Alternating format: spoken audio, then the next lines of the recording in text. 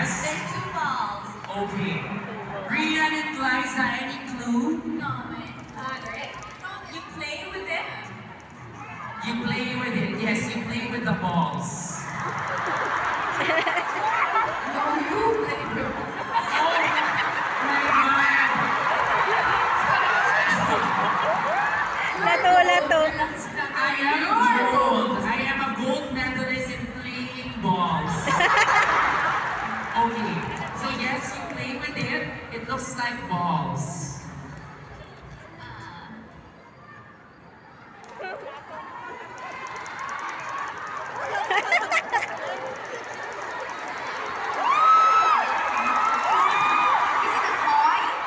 Is it a toy? Is it a toy? Yes, it's a toy. That's why we love playing with it. What toy? Okay, what toy? Yo-yo? Yo-yo. Yo-yo? Araneta, can I see how to play with this toy?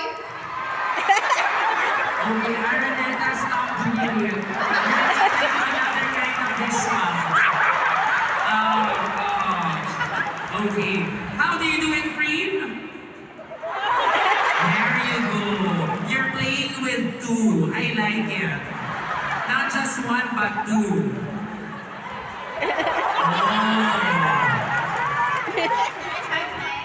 Yes, you can try playing with it.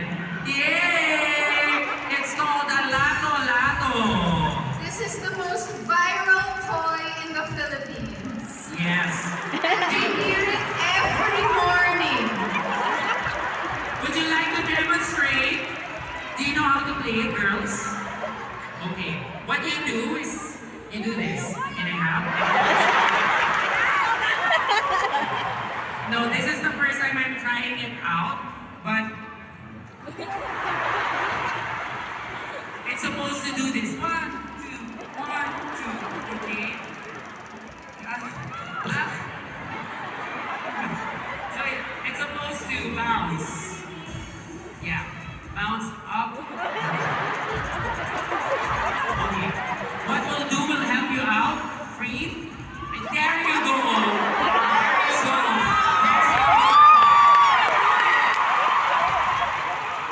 There you go. Be a gold medalist, Free. Yes. Ayan!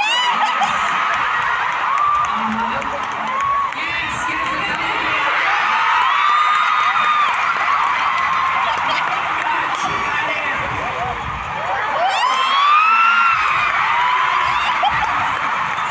Oh. Ang galing. You just need to put your arms up and down, up and down, up and down. Follow how Free does it. So you have to hold it like this. Hold it like this. Hold it like that. Like this one.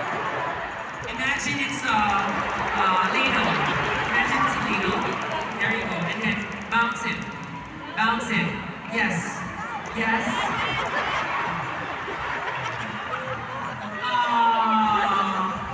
There you go. That's Freen and Becky.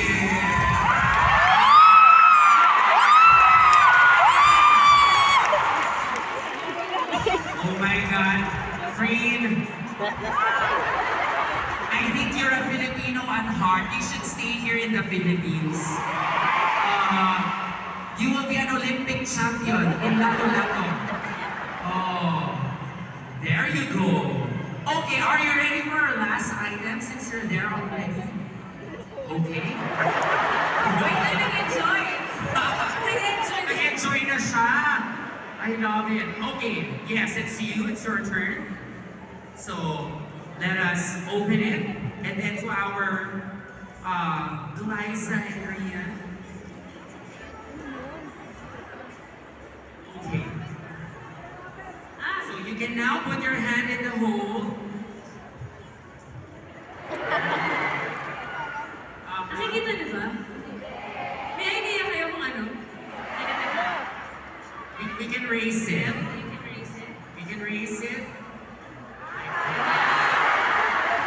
May idea na kayo? Ayan. Do you know what it is? Nabasa ko kasi yung script, so alam.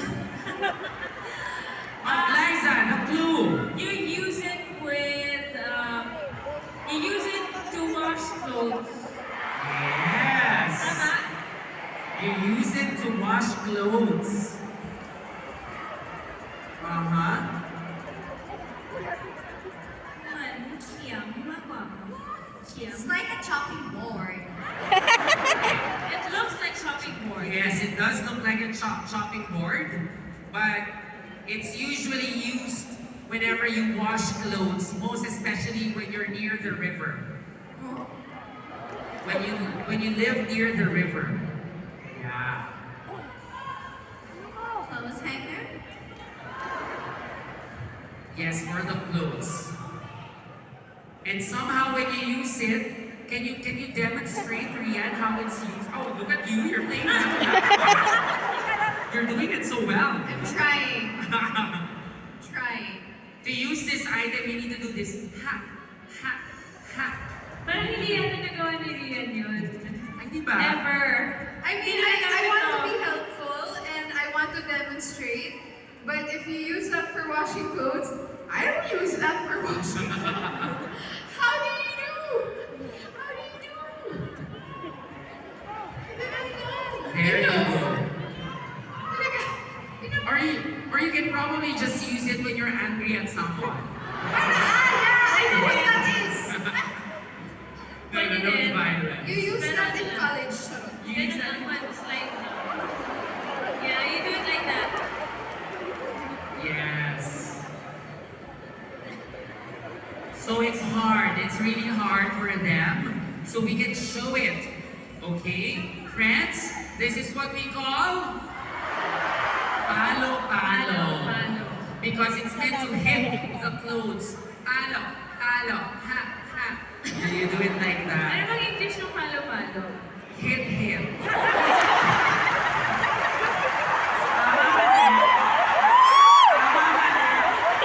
Sa bagay, Tama.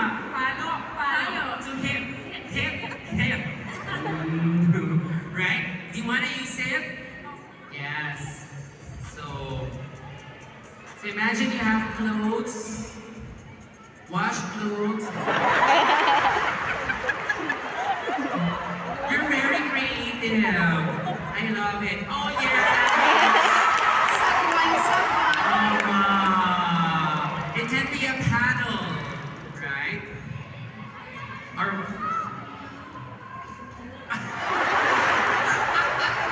no. Don't do that. Don't do that. We say no to violence. So yeah, that's palo palo. Okay, let's give them a warm round of applause, please. I think those are good consequences. Arinola, you have palo palo. You also have bunot. And finally, lato lato.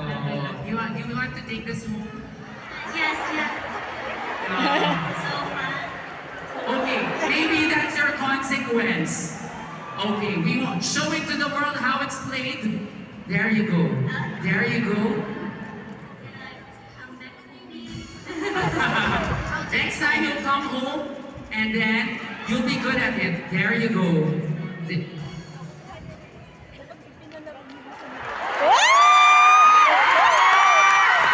There you go. A round of applause to Bree, Becky, Liza, and Rian. Maraming salamat, Kapungha, for being such great sports. You really, it seems like